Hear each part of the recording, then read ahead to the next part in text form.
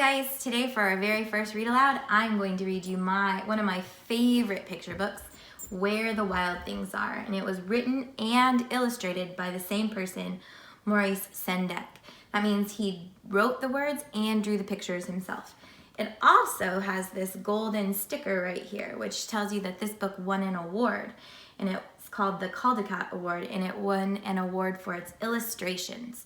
It's given out every year to a picture book with the best illustrations for that year. So here we go.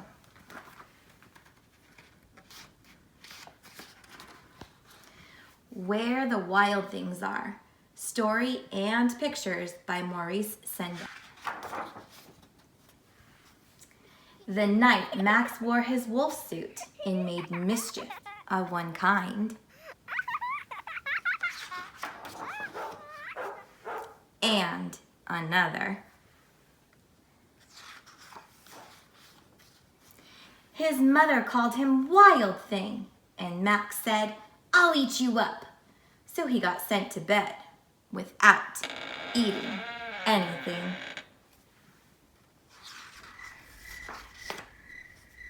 That very night in Max's room, a forest grew. And grew and grew until his ceiling hung with vines and the walls became the world all around. And an ocean tumbled by with a private boat for Max, and he sailed off through the night and day. And in and out of weeks, and almost over a year, to where the wild things are.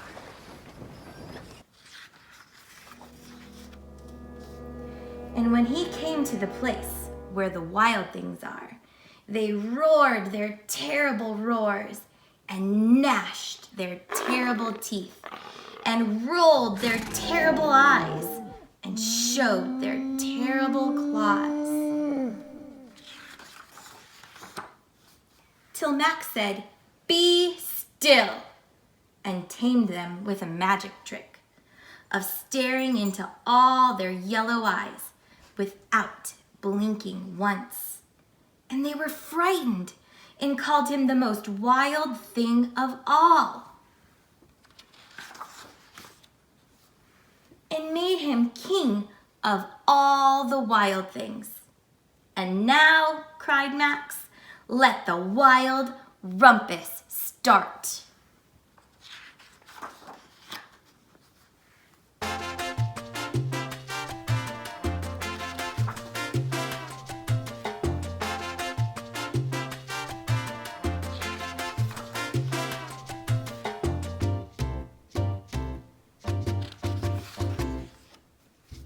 "Now stop," Max said, and sent the wild things off to bed without their supper.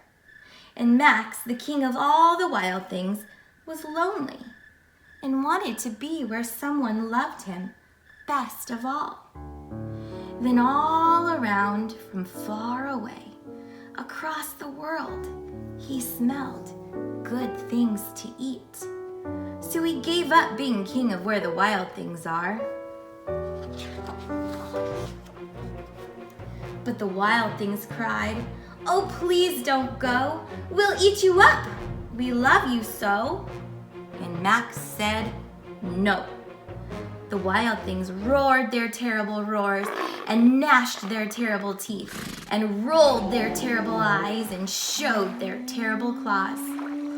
But Max stepped into his private boat and waved goodbye. And sailed back over a year, and in and out of weeks, and through a day. And into the night of his very own room, where he found his supper waiting for him. And it was still hot. Thanks for listening.